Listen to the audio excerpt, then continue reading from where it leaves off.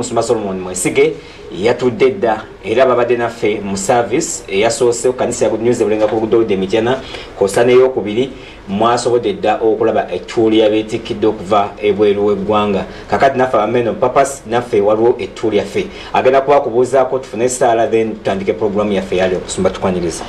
Ya ndi musanyufu okubeera ku mpewo za Case TV. Solomon Mwesige ge mannya era nkomyewo era tujja kuba bagiyita enkuba endala man of purpose. Yes, enkuba mpya naye katusabe tutandike.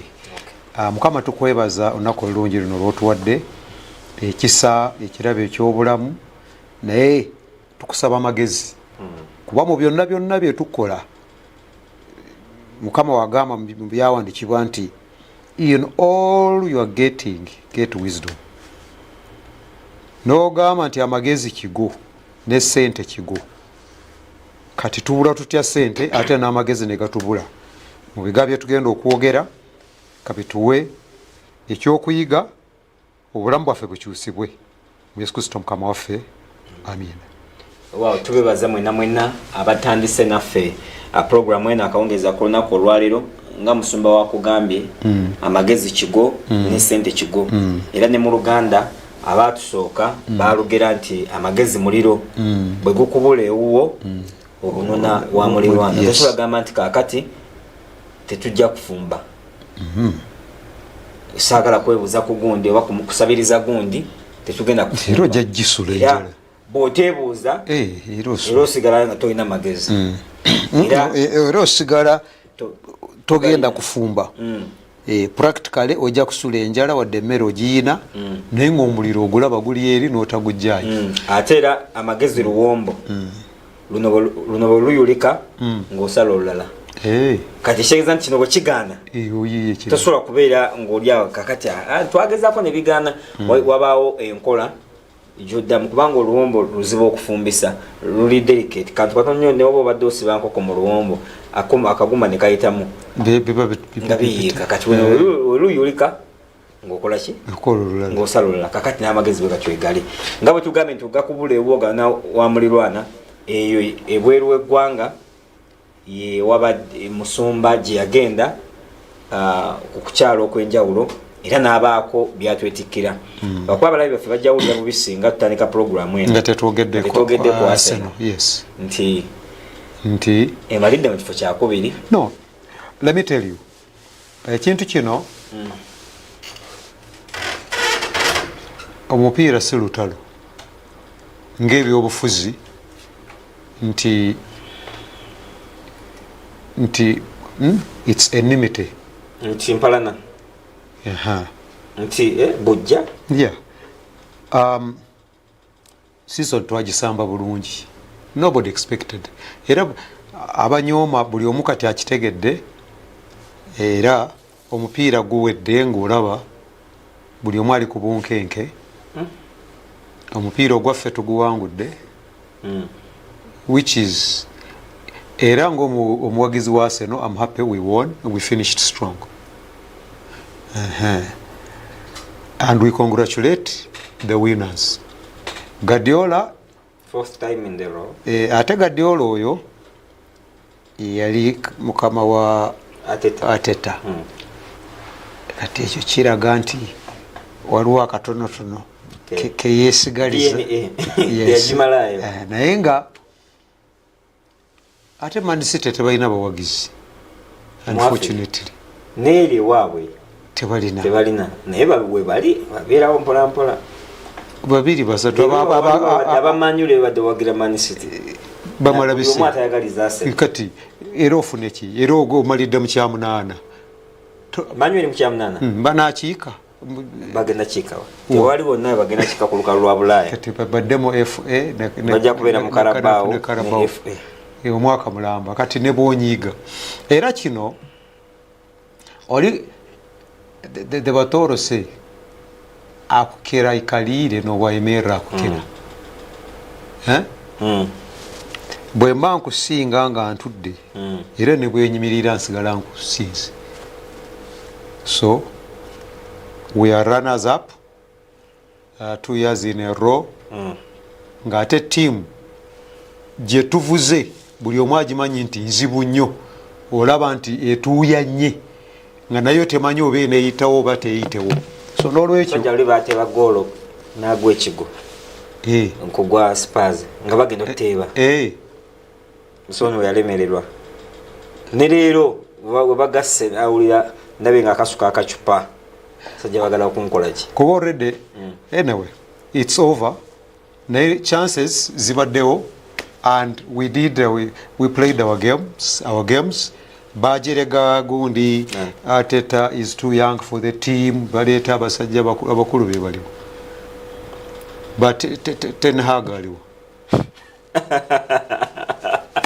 Ten Hag aliwo jali ayinayo FA gwokimanyi nti bw'otunuulira mu teams ogyeko teams Man City Arsenal ate ne Liverpool ebadde eri wansi abalala bali mu point nkaaga ffe tuli almost mu 9 kati mbooyo naye ayogera ekyo kye mbadde nsomesa abantu nti mubaamu woogenda okusirikira ne weebuuza bano bakikola batya owookuna ali mu point meka owookuna alina point nkaaga mu 8 talina waali Arsenal ali mu point meka 89 owookuna ali mu meka nkaaga mu 8 Mani ali mu point meka nkaaga awagira omusenga point 39 kati oyo ayogera ki keep quiet you keep quiet and let the boys speak tweyanzanyo wade tetusinga tetwogedde mwandigambye kati teboogedde ate timba gikoze timba gisinze tuwangudde omupiira gwaffe era guno mwaka Arsenal bagikubyemu omupiira gwa Premier League kumugokka gwa Aston Villa kati otugamba ki ate n'ogwasooka nagwo mwalimu olugezigezi luli olwagwe bajja ebweru and you see that you know naye nga we have no problem ate Man City tetubanyiigira kuba de batraininga Arteta ate amagezi agaleese buli omu agalabako Villa bwe yawangudde oluvannyuma lw'emyaka 2 nimba n'essuubi nti naye genda kuwangula oluvannyuma lw'emyaka 2 Villa bwe twawagiranga bwe tutyo n'ogivaako si bunafu naye nga bakuba amayinja bakuba ebicupa nga nange bankuba omutwe mugenze kulaba Villa bayisiza nabo ekivulu eggulo mu Kampala bakulike etiimu yange era munda njiwagira naye tokyasobola kugenda kuteekayo naye bakoze ekisaawe nakivubo naye bannayuganda mwogera banaye muli sirikadde nammwe ne mukola ebyammwe naye akikoze ekisaawe bakiggulawo mu mwezi ogw'omukaaga ate agenda kuyoola amajja mumulinde etaano okuyingira kakati bino bye bintu byetwogerako wano mu programu zaffe zino ffe tetulina mpalana ate tetulina butaagaliza you analyze ekitakoze bwe mba sikifunye nzikiriza then netwanalyzinga netulaba ekiddako naye nga baabasajja sente bazifunye basajja ki Arsenal basamya akapiira ne bafuna sente era akasente kowokubisika ekolya omunaana ayinayo bamuwa bawaayo buli omu bamuwa paka ne bana bali relegated babawa akasente bambi baleme okukaaba kaaba mpola so bwekyo tutandise olunaku olweggulo twatandise okuwuliriza emboozi ya meya ow'ekibuga Kalamazoo kiri mu ssaza ly'e Michigan mu ggwanga eri America etambulira ku masaza pozi nga naffe etambulira ku district wano kyokka ekitwawula nti district zaffe tezirina bibuga tesobola gamba nti ekibuga kya Wakiso kyekiriwa kyosinzako nogamba this is the city for Wakiso tekyamunemye nga ngezaako nga tuteekawo njagala tuteekewo enkolagana wakati w'ebibuga era ojja kiraba mu interview nenga bulenga kiki era municipality so naye abantu bwe batulaba nga tugenze ebweru ng'abasumba byambadde nsomesa olwaleero ku kintu ky'amagezi gwe layini eyiyo ogisengeko otya engeri gy'okolamu ebintu enjiri ngibuulira n'ebirala byonna nembikwatako mu puroguramu zino nja balaga ebintu bingi ebiwera byetugenda okwigirako ku ggwanga lya Amerika. Si banjawulo nnyo Katonda yatutonda kyenkanyi ate civilization yatandikira wano ewaffe. Civilization started in Egypt. Okuwandiika n'ebirala byonna olaba n'olwaleero pyramids abalala bagaana nga bagamba nti zaagwa bugwi okuva mu sengende endala. There is no way nti abaddugavu baali badde ne tekinologiya abala nakola ekintu ekifaanana bwe kityo obuzito bw'amayinja naye nga babikola naye nga civilization yatandikira wano. Colonization yakyusa timing yaffe mu ngeri gye tulowoozaamu era kino ku men of purpose kyetwagala tukwateko ennyo tuzzeeyo timing yaffe. Abaddugavu kyembadde ndaga n'abaana tubakuza nga tubalaga nti ekirabo omuntu expressing ekintu ekiri creative luyimba ebitone naye waliwo n'obwongo. Nabadde ndaba omupiira nti omupiira ogwamagundi wa kiso ogwabadde nga bamaliriza. Yes, omupiira is okay n'ebirala naye tetusobola kukozesa bwongo ne tukolawo n'ebirala ebisinga ng'ogyeko okutunda zino talent. Yes, talent is okay and everybody has a talent. Ate ne talent tekoma ku talent wateekwa okubawo skill endala gye bayita marketing ogitunza oti nsobola okuba nga nina ekitone naye nga njaawo era ndi mwavu tekigenda kugasa. Gweokimanyi nti sente za Mike Tyson ebikonde Trump yazirya ezisinga. Yali manager we yali promoter. Ng'oli musiru akuba ekikonde ono yakola ddiiru yabala amuwaako zamwadde ono boogera linnya oli alya sente.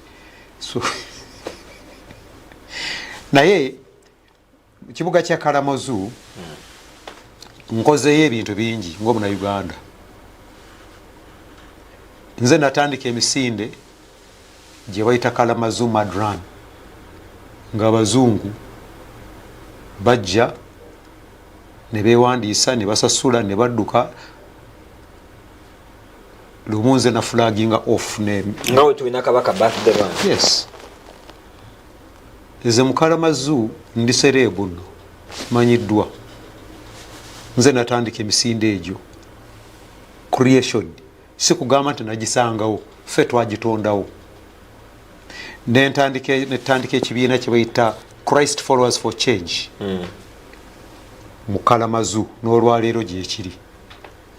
Kigabo buyambi kyatandikira wano ne Kenya kati kiri Guatemala n'awalala n'Abazungu nabo bwe baalaba sente bali nga basobola ozikuŋŋaanya nabo ne beetega awali sente buli omu nga bamanyi oziwunyiriza buli omu atandika okuyiiya naye nga that was my brain. Kati ndi mu kugezaako okukwasa ntuuse ku level ekwatagana n'abakulembeze era hurricane yaliyo tornado nali makaga eyali senator Lawrence Wenke mukwano gwange banyini bimuli programu yetu agiraga wano abalina kampuni ey'ebimuli emu ku kampuni enene mu nsi yonna ate ne wano e Uganda bagula parts ez'ebimuli bye bagenda bakola ewaabwe mu Kalamazoo ne mu states endala. So era tornado yansanga eyo era ekintu kye bayita association kikulu nnyo nkolagana naye association si mukwano gwange high five kikubiddewa.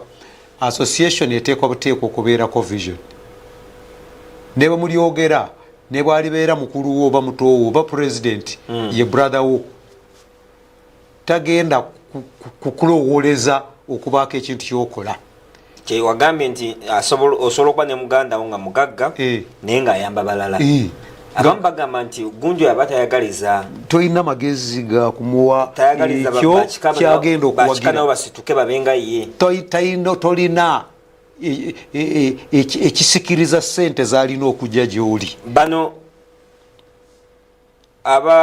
ab'ekika omuzungu alina akagambo kakozesa aka sense of entitlement kiŋwanidde nti singa musumba agaggawala ate singa wakinkoza singa kati nga bwoli kuba kati mbadde mbyonoonyi ngamba nja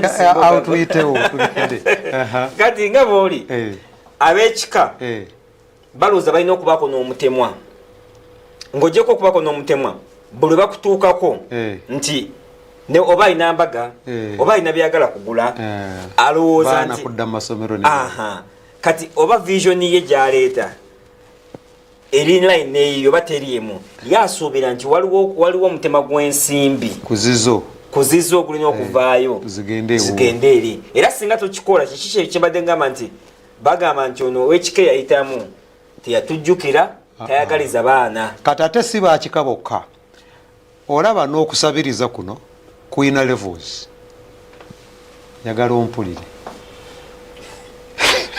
bwe nkuwa leero omulundi ogusoose ng'obadde tokisuubira okola ki weebaza bannange onzadde okoze nnyo bwe nkwongera ogwokubiri otandika okugeraageranya kati nga mpadde katono kati omulundi ogwokusatu otandika okukisuubira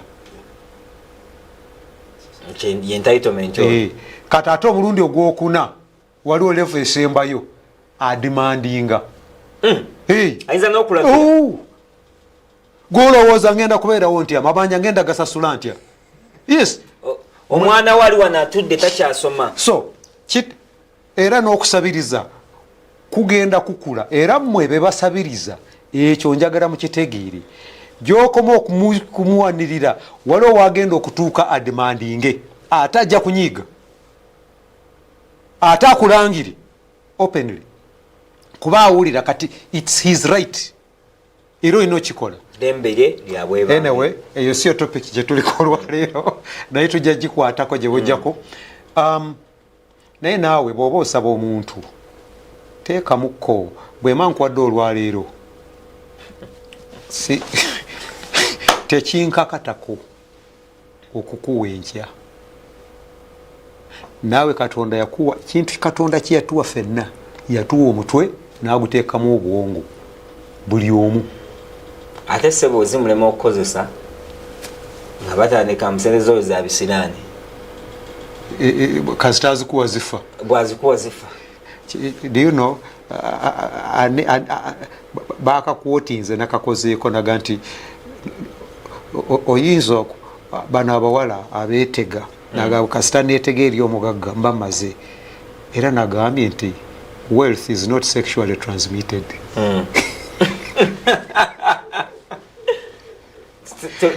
tewali assurance.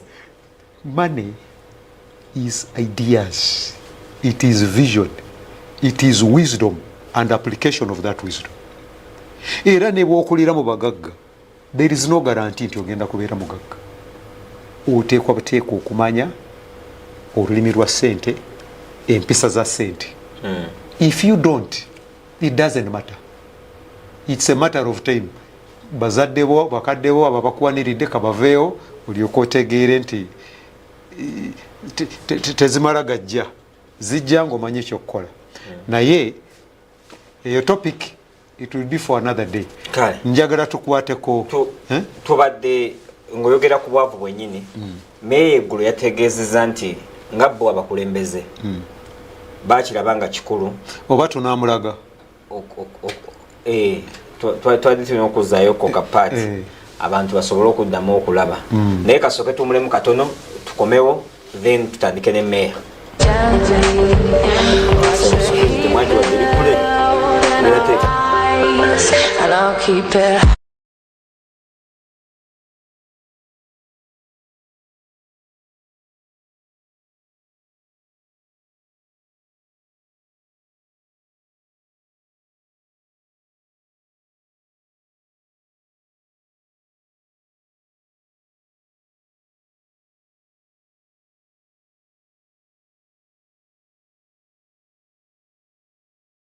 To choose the best for your child. You have one school for all those reasons. King Solomon High School is a day and boarding school which seeks to provide students with a moral and intellectual foundation. We have qualified teachers, qualified medical personnel, a well-equipped library in a good environment. We have spacious dormitories and a standby generator. Our students' health and meals are well catered for. At King Solomon Schools, we believe in talent and skills development, which makes our students excel in the competitive world. We have both O and A level with arts and sciences and a well-stocked laboratory for our young geniuses to experiment.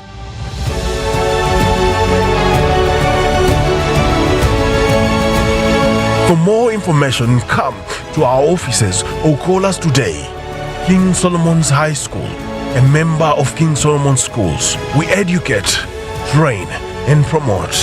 Musawo Aisha Rashid Lukwago abangi gwe mumanyi nga corporate herbalist oluvannyuma lw'okumaliriza emisomo gye mu Amerika akomyewo n'ekipya akoledde eddagala ly'obutonde mu capsule ne powder ng'onywa eddagala n'obanga anywa chai oba omira empeke emu ne kolera omuli eddagala nga collagen oba anti-aging akakuyamba osala emyaka okulwanyisa envi enkanyanya ebiwalaata mugabo wa buli kika n'endwadde zonna ezikwatagana n'obukadde omuli amagumba ennyingo ebinywa era nga collagen buli muntu amwetaaga okuzza omubiri gwe obujja Striker Plus lino nga ly'abaami abanafu mu nsonga z'amaka Aqua Express Aqua kitegeeza mazzi kano nga k'abakyala era nga kabalansinga hormones olina ebizimba ku nseke olemeddwa okuzaala abakyala bannabukalu kano kammwe n'eddagala eddala lingi Aisha Rashid Lukwago asangibwa Namasuba ku Ntebe Road okulira n'obumotoka bw'omusenyu mukubire ku simu okumanya ebisingawo.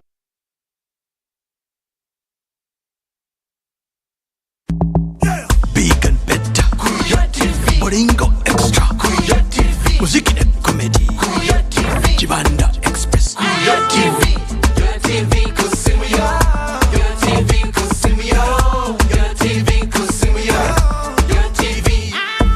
Teka yo TV app kusimuyo. Onyumirwa obwaguga bwensi ejjudde ebisanyusa kusimuyo. Omuli Bolingo Express okuli comedy n'emiziki gyaffe egya wano. Chibanda Express okuli zifirimu muto okuli ebigiriza n'okusanyusa abato. Ne yo TV channels kwofuna emikutu gya TV ne radio egya wano butereevu. Yo TV abantu baffe ebyafaayo byaffe.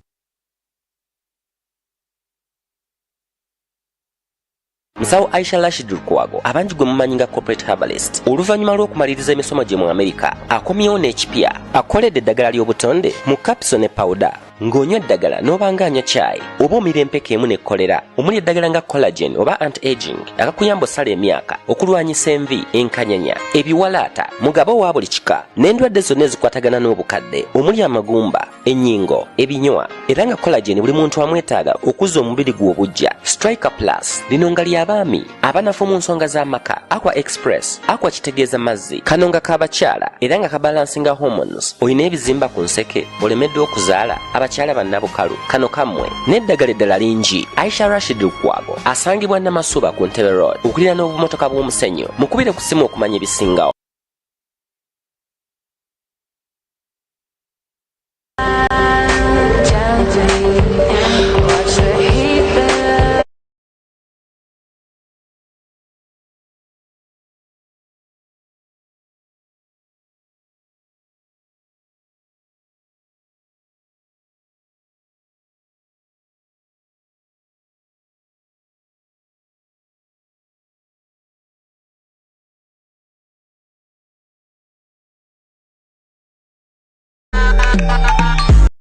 Let's get started. 1, 2, 3. Yeah, my name's Solomon Mwesige, Pastor. Good News Church, Men of Purpose is the show. In Kalamazoo, Portage, Kalamazoo. Yes, Michigan. And I am with a city manager. Correct. Maybe mayor, city manager, the big man of the city. Your name, sir? Jim Ritzma. Maybe slower so that people can be able to pronounce your name. Jim Ritzma. Tell us about what you do and a little bit about this city. Sure. So I am, as you mentioned, the city manager, and we have in Kalamazoo a mayor, city manager, or commission city manager form of government. Okay. So the mayor is the chief elected official of the city, and I'm the chief administrative officer of the city. So I oversee all the departments and basically carry out what policies are set by the city commission through the city administration and all of its departments. Wow. So like what is involved in your administration? So we have a budget that we must follow. We adopt every year and follow it. So all the departments are, lay out what they plan on doing for a year in a given year. And then, so I track that and make that report out to commission. And then we go back to commission and report on results for the year. So we offer a wide variety of services. So we have water and sewer, our utilities. Yes.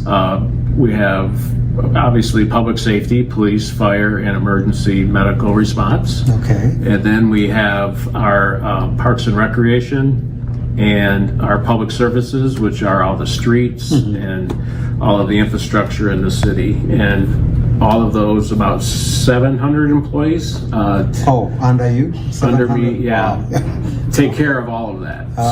And then obviously there's directors and I have my deputies too that help me out in managing the city.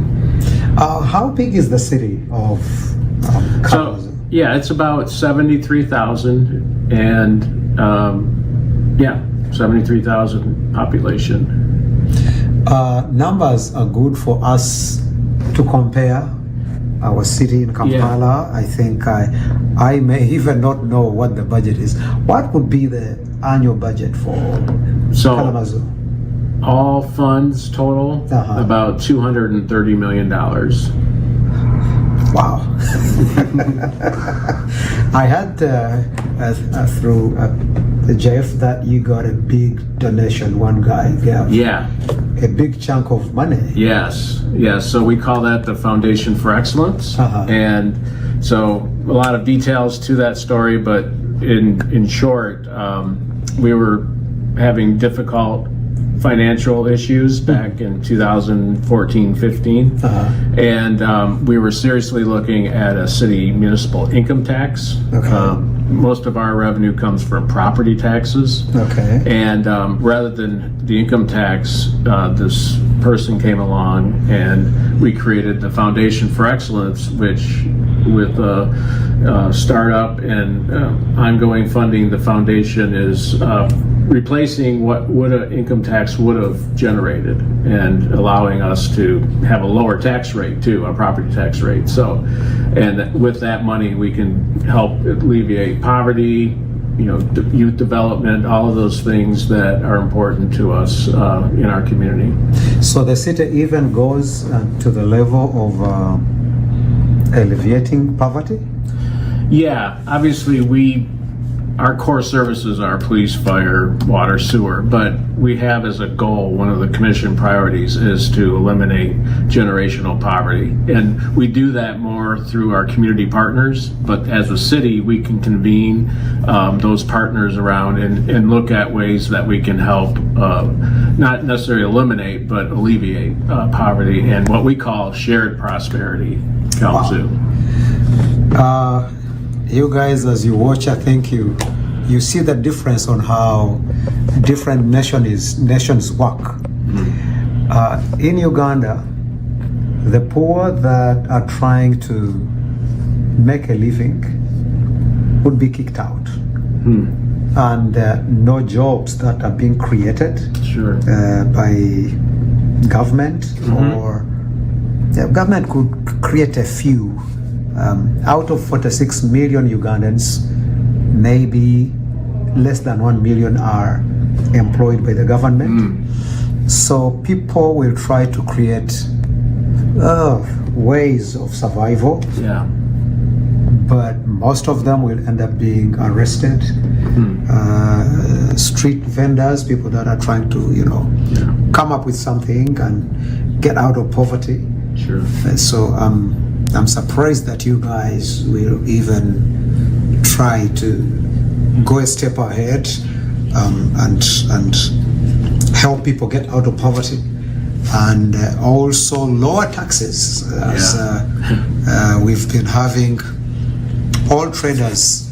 The day I left Uganda, all business owners had closed their business for maybe 4 days because of over taxation or double taxation. Oh wow! You paid a tax, so taxes were paid for something produced, and then I buy it and I'm paying the same tax, and people said, "Wait a minute." So this is kind of strange, and no wonder you guys, all of us, want to come to America, but I think the way we do things will cause us to remain in poverty. Not that people are not trying, but the people that are enforcing sometimes don't use common sense to see how things should work, because it's not going to be a miracle that people will get out of poverty. And the policies will help, definitely, and the enforcement. Now tell me, have you ever heard of a word called corruption? Yes. Yes. Do you have it in practice? No. So we have various laws against corruption, especially with elected officials, and we have ethics and all of those things that I as a city manager have to subscribe to a set of ethics through the International City Management Association, which talks about all the potential for corruption and all that. So I am very happy to say we don't have corruption here in Kalamazoo. Now I can't say that for other levels of government or anything. There's always going to be cases here and there, but as a matter of practice, government here is pretty, trustworthy. Wow. You guys think you hear what is being said here. Most of our money is actually stolen by people that are supposed to protect it. Tell me about your police. How I would say, if a police catches me doing something, can I pay my way out and I'm off the hook? No. No, not in Kalamazoo. So we have a lot of things in place that help prevent that from happening. All of our officers wear body-worn cameras that are on all the time when they're engaging with the public, and those are archived, and we can go back and watch the interaction. So that would be caught on that, and we have a policy that they have to be worn and on all the time that they're dealing with the public. So that's one level. We have obviously policies and procedures, and our officers are out there. We're very community oriented, so we're out problem solving in the community. They're more like really social workers out in the community, helping people where they're at with the problems they have. A lot of it is legal, and they've done something wrong, but they certainly don't take bribes or anything like that. Yeah, we've watched some news areas where black people are arrested differently in the United States. I don't know how true that is of Kalamazoo, or if a statement can be made on on that ratio thing. Right. So, you know, we arrest based on behavior, not color of skin. Okay. So if you do something wrong, you're going to be arrested. Black or white. Black or or white, yeah, exactly. So that's really what it's about. It's not about, you know, targeting certain race or anything like that. That is absolutely prohibited. Wonderful. And what are some of the challenges that you would see in running the details of the whole city of Kalamazoo? Sure. So we have kind of two sets of issues. We've got internally how we allocate those limited resources to running all of the operations that people rely upon, you know, from a city government like Kalamazoo. We also have community issues that we are also a part of in addressing. Gun violence right now is the number one priority, especially among youth. And we have an initiative underway through our public safety department that they're out, you know, looking for illegal guns and seizing those, trying to get guns off the street. So that's, you know, being done, and just working with those troubled youth and individuals in helping get the support they need to turn their lives around. I've been surprised driving around in Michigan, the legalization of marijuana. Yes. And as a recreation, and you find cars parked and people using that substance that intoxicates and kind of what do you think about you know, the legalization of marijuana here, and do you see the rise of crime ever since that was legalized here? Sure. So marijuana was, I believe, legalized around 2021, and so what we've seen locally is actually kind of the opposite of what it was intended to produce, and that is, you know, the idea was you could buy it legally, safely through a place that's permitted by the city and the state. Well, there's still a black market for marijuana out there, because if you go through those cannabis shops, it's very expensive because you got all the taxes and everything. So it didn't eliminate kind of the underside of marijuana use in the country or in the state of Michigan. As far as crime goes, it's hard to tell, but yeah, it's pretty scary to know that people, you know, could be out there driving with it, you know, and drunk. It's same, you know, and it's harder to detect when someone's high versus, you know, under the influence of alcohol. So yeah, it's certainly a concern, especially by our public safety department. And because you guys in Uganda, I mean, there are some states here that allow marijuana. We call it marijuana, enjaga in our language, to be smoked in, you know, used in certain states. Michigan, where I am, is one of them.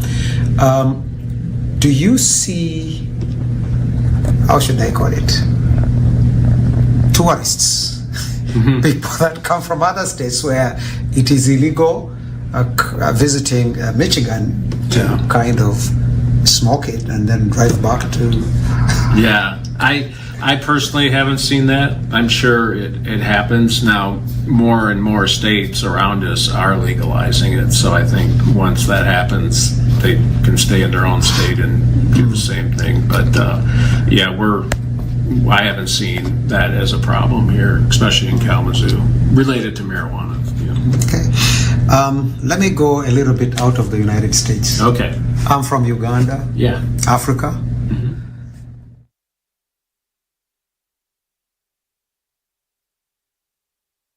Yembeera nga bweyimiridde era at least naffe tulina kyetumanyi kubikwata ku Kalamazoo eri mu ssaza ly'e Michigan. Kibuga ekikulu kya Michigan ye Lansing. Kati ekyo nakyo mulimu ebibuga nga Detroit ekisinga obunene n'amawulire ku Masasi kinene. It's huge. Era wenyinyawo lero tukatogere ku byokwerinda kuba amateeka gamenyebwa buli wamu. Mu Uganda gamenyebwa n'ebweru gamenyebwa. Weewaawo amateeka gamenyebwa ganjawulo kuba waliwo cases zitali common mu Uganda nti omwana yayingidde mu kilaasi n'emmundu n'akuba n'amasasi. Teziri common wemba siziriyo. Naye gonna kuba kumenya amateeka. Waliwo ekibuuzo kiwabuuza ku nsonga ya poliisi. Wano munda mu ggwanga Uganda okunoonyeza okuze kukolebwa na lipooti zezifuluma ziraga nti ebitongole by'okwerinda bye bisinza okukulemberamu okulinnyira eddembe ly'obuntu. Kituufu. Era ba poliisi okusinga ddala poliisi kuba yesinga obeera ennyo n'amagye bazze bakwata ekifo ekyokumwanjo mu kunyigiriza. Era ekibuuzo ne kikomawo weewaawo eri wabaddengawo embeera ezirabikira mu mawulire nti abaddugavu balina engeri gye bakwatibwamu etali nnungi. Naye omukulu agambye nti omenywa amateeka bamenywa amateeka oba muzungu oba muddugavu tekuliko ate baliko kamera bagenda kuddayo mu caves zaabwe balondoole. Omusirikale ali mu operation aba ne kamera eweereza live feed kiyambako n'okulwanyisa enguzi. Era kyavudde agamba enguzi tolina ate n'ogitandikirawo kamera ogiyambadde. Kyaka enguzi yabbo gye balina nene si buno mpaayo nkute ate nene eriwa anti waliwo kati anyway kati taamu ya corruption nene. Waliwo corruption owa misuse of public office nabawo corruption owa kintu kidogo. Kankubulire saidi zeeyo kintu kidogo n'ebirala tolina wobisanga ngoge mazima. Ate ekintu kye neewuunya ono kyagambye nti police people they are like social workers. Ekyo kikulu nnyo. Omupoliisi we Uganda akutunuulira akuyiiya alabe akulyamu atya oba akusibako atya omusango. Twakolako programu wano we nabagambira nti nze sisobola kuloopa musango ku poliisi. Nyinza just okuguteekayo baleme okumbuuza nti lwaki tewaloopa. Naye nga sikugamba nti nina kyensuubirayo. Experience nze gyenfunye mu kuloopa nga toyambibwa n'akatono. Nze ndowooza ate basanga omuntu nga ggwe balina engeri gye bakuwaamu bashabatya okwanguyirwa. Akulima nti ono simanyi ono oba yakikoze atya asonga mu munne. So balina enkola yaabwe sigimanyi nnyo kuba be bamanyi engeri gye babatendekamu. Naye nze simatirangako mpeereza. Waliwo neekubira enduulu nga waliwo abantiisizza ekubira omunene ng'ate amumanyi naga nange simanyi kyakukola naawe tomanyi kyakukola nti kakati nze nkole ntya nange simanyi. Luli mu 2018 ku bibaluwa ate no oyo at least oyo RDC yali muyitirifu kuba yakola yali RDC so sigu. Naye nga enkola yaabwe oba olw'okuba mu bitongole ebitaakyuka nga Museveni avudde mu nsiko ye poliisi kuba amagye gonna mapya yajja nago.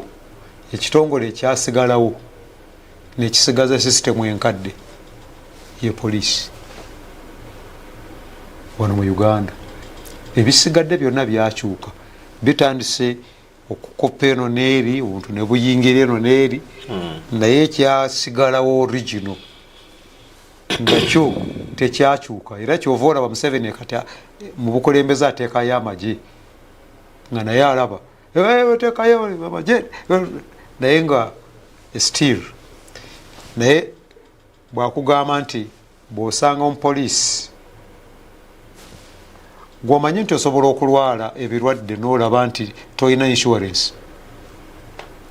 boyewaabwe bakuba 911 ng'omanyi bw'ogenda mu ddwaliro tebagenda kulaba tolina insurance kati wano tukuba 999 akuba 911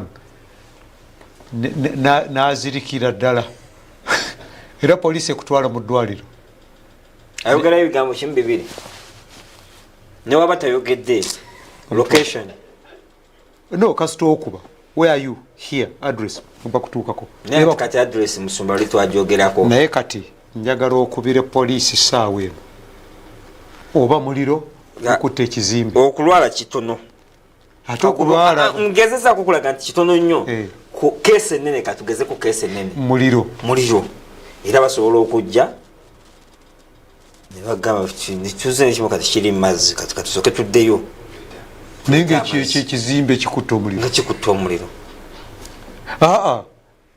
omuntu yafudde ne bakuba abantu bekalakasanga moroka era noyo naye musumba wawala omuntu afa waliwo accident egudde wasobola okusooka niwajjawo piki yokka eyowa traffic this is a big case let me go back so kati ne bakuteeka wansi wa patrol enkola mu bantu baffe sijja kulima nti oba Amerika baali tusinze nnyo naye waliwo obuntu naye obuntu engeri gye tukolamu ebintu sinsi ya twogere ku nsonga ya gun marijuana ekibuuzo simanyi research ku masaza amalala naye kyadde kyetolera ku saza lya Michigan omusangibwa ekibuga Kalamazo nga obukulembeze bwayo bwakkiriza kyere abantu okugenda maaso n'okwenyigira mu kugula okutunda n'okweyambisa enjaga nuza y'enjaga kichallenge nga ky'abakulembeze era kiki ekyali emabega waaba batembete enteekateeka because teyali ya nsi yonna gwanga lyonna naye state eyo nebaga akakati ffe tukkiriza kakati mu kafubo ke nalimu ne omukulu oyo bw'oba ovuga olaba cannabis shop nga twane gavumenti ono waliwo enkoko oba ebbaala kati ebbaala lya njaga ayagala okweyokya wano era n'osanga moroka zipaakinze empitirifu n'olaba oli apaakinga n'agulayo kyaguze n'afuluma ate nga amaduuka mayitirivu nga go balina na langi ze basiigawo zo zanjawulo eziraga nti kano kafo kaffe kati temulimu kukukuta nti wabeewo babbaaga oba kikutiya naye omusolo gwasasula okukkiriza okuwa license mpulira mbu abakulembeze abanene be bayise etteeka kuba enjaga nga mulimu sente empitirivu kati oli okukusa n'atunda nebaga kati katunda kyero otujjemu kubeera bajja kusigala banywa kati kabanywe nga tukimanyi kati katutunde naye kati nabuuza ndowooza mu editing akantu ako bayinza okuba nga bakatemamu namubuuza ekyenjaga kyakomonaga ekyo tekirina kyekyakendeeza enjaga irigo ye era baginywa kuba eri chipu eno yabagagga kati ate waliwo yabaavu kati bali bo bakyakukusa n'olwaleero naye amazima amatuufu otuuka n'olaba ng'abantu motoka zipaakinze namubuuza temulina batuwarisiti ab'enjaga bava eno neeri n'agawa ekyo tubadde tetunabakikolako research naye abantu banywera ddala enjaga ekyo terina ngejjeko sambi akwerinda bano cases eza gun violence omukulu ate kati ekyo era naye mugezi tajja kugamba nti ye aga nti siri sure naye nga lwa mazima omuntu atamidde enjaga nalina obwongo obuteredde muli ku kkubo lyerimu engeri gyalowoozaamu si gyolowooza naye nga bo bagitunda kyere era ebizimbe biyitirivu oba obuga n'olaba ne billboard enene ndwano wotuuse osobola okugenda wali ojja kufuna era osanga motoka zipakingidde ddala abantu enjagayo baginywera ddala so ekyo kyo nakiraba cannabis shops era baziyita cannabis olaba cannabis shop baginywa kale tuyanza nnyo tugenda kukwatayo ku simu atulaba ogenda tukubirako ku namba noti 7 noti 2 endala eriko noti 7 tukubireko otubuulire byolowooza ku bitwogeddeko akawungezaako nnaku olwaleero tubadde twogera ku nsonga y'ebyokwerinda tukuteko ku byokwerinda ani aweereza voice notice nesaawa nedda tetugenda giwuliriza tukubireko tuwulire ekyolowooza ita ku namba noti 7 noti 2 ne noti 7 tujja kuba tuwuliziganya kuba essimu eddoboozi lya tv likendeeze oba ligireko ddala tujja kwatambula ddala bulungi nnyo ono atandikiddewo okuba katumufune halo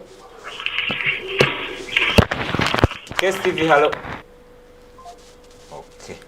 ate bwakubye essimu agenze bugenzi oba okubye essimu tv giviire oba eddoboozi likendeeze tujja kwatuliziganya bulungi nnyo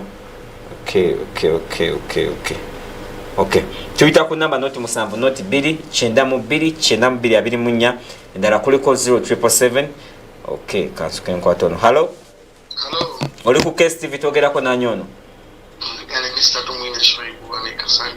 tumwine shraibu oli kasangati togedde ku nsonga y'ebyokwerinda n'ensonga ezitali zimu ebiragalagala nenge gye batambuzaamu emirimu eyo simanyi oba kirina kyekikuwadde ekifaananyi kyewanjagadde okwogerako sebo ebintu ebisinga ekireese ekizibu abavubuka badde balina emirimu egimu naye nosanga omuvubuka atandisewo akalimu ke kansa ebuyingiridde kani basala ekintu ekiyitibwa abaana okukola emirimu egimenya amateeka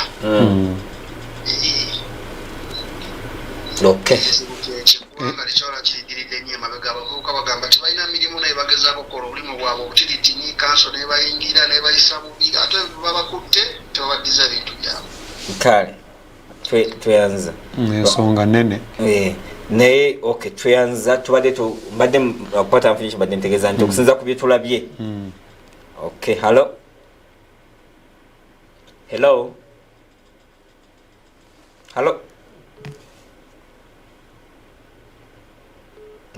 KSTV halo tumusubiddwa aba okubya essimu tv giviire oba eddoboozi likendeeze tujja kwatuliziganya bulungi nnyo nyini ddala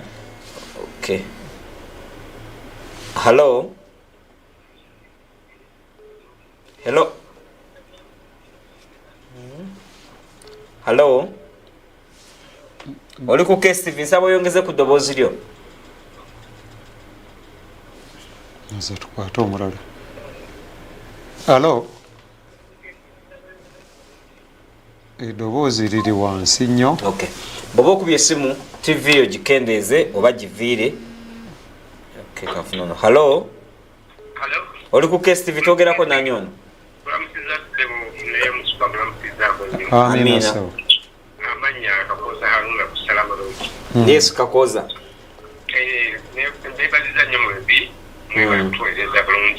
yesu kakoza tugamba nti okwerinda bitandikira ku ggwe kennyini ng'omuntu bw'oba teweefuddeeko n'otambula matumbi budde n'ogenda mu bifo by'obufunda tuyinza kuba na byakwerinda olw'ensonga emukwano mwawe gw'atambula awuliriza bwenanyini byakwerinda byo nga weragajjalidde obulamu tuyinza kusigaza kagadde nyo basolo bange tweyanza nnyo obale kutukubirako alona ali kusalaama agambye otutunula ensonga z'ebyokwerinda olina okwefaako gwe halo yes oli ku KSTV togerako nanyono tukuwulira togerako nanyono Tukuwulira. Mugambo ne Wilson. Yes, Wilson yosinziddewa. Hello.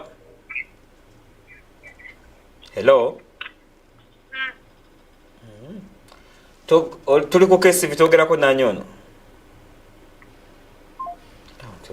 Simu. Naina ebizibu byabo. Tweyanza. Ketugezeeko Hello. Oli ku kesi vitogerako nanyono. Kale neje baleko nyabo. Nze badde mpeza bwendi. Byokwerinda olina okutandikira ku ffe nnyini. Ya, bana tusookera ku ffe then n'abasirikale nabo ne batuyambako naye ffe nnyini tulina osooka netwewa protection. Badde ntiisa. Tuyanza. Akuba abantu bafunyemu ate kisembyeyo tebatunuulidde oluzungu tebaluwulidde kitwadde oluzungu lubadde. Oli ku kesi bitwogerako nanyo. Ono Wilson nkomyewo. Wilson tubadde tukuwulira. Hello. Kati tukuwulira yogera. Kakati mbadde nteesanze. Ebyokwerinda nze mbadde ngamba ebyokwerinda okukyuka gavumenti eba erina okukyuka kubanga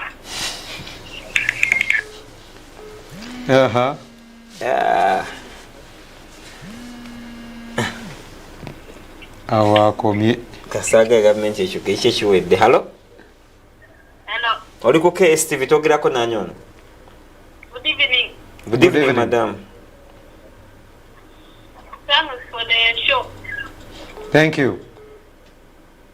Thanks for the show, How is that video?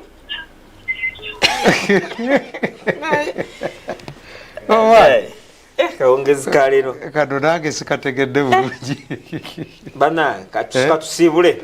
Mwewale kutulaba.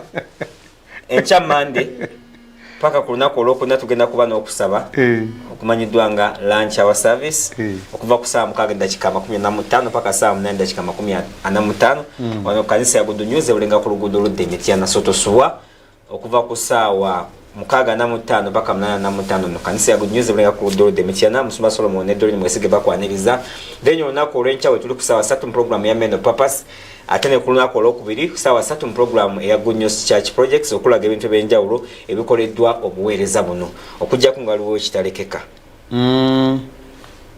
Katukwate program eyenja kozi bajongeddeyo bongeddeyo nakwendala bamu leka bakubala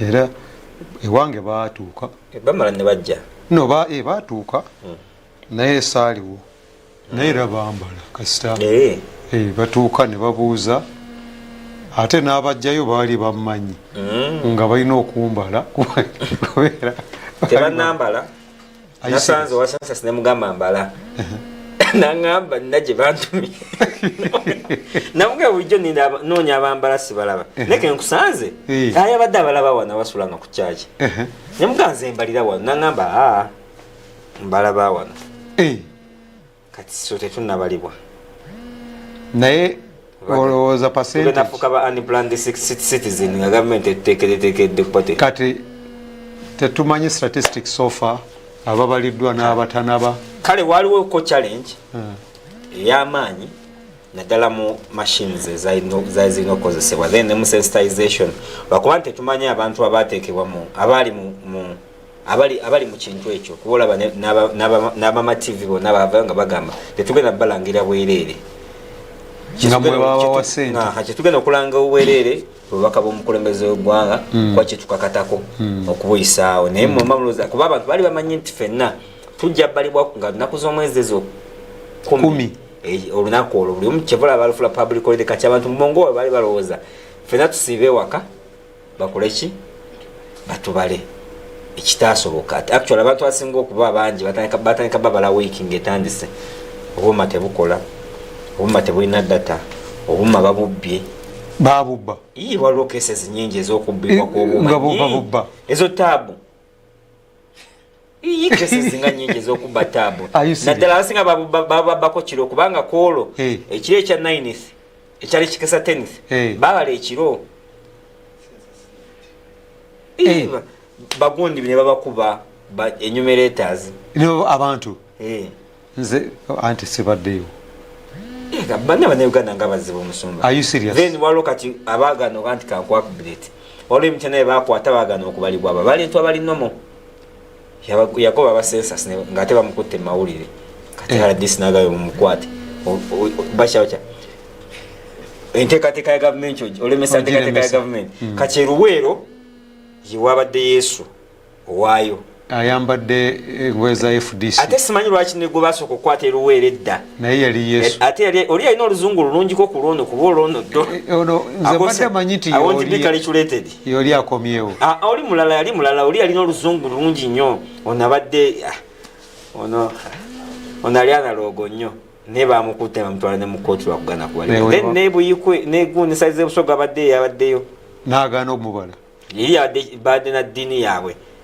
Ne omukadde nga yakola eddiini n'agati tulina balibwa n'abansi bo bali mu ggulu batwalire ono yagambye nave wakitanga nga yambala dda kati ate Yesu nga baamubala okuzaalibwa kwa Yesu waliwo okubala okwabali teyazaalibwa nga bali mu kubala naye abantu enawe tulina engeri gye tulabamu ebintu naye nga naye era katulinde tulabe binaavaayo bw'oba tosasudde TV nga gw'osuubira ffe batusaba ssente empitirivu gwe bazikuwadde empitirivu zonna bwe n'otatuwaako ng'osuubira nti tujja kukola bwanakyewa okutegeeza abantu bane mubalibwe enamba 15 ndi mulokole eyo twagikola ekyo twali twerwanako naye nga apart from that tewaliwo nsonga ndala naye nabo bafuniramu kuba campaign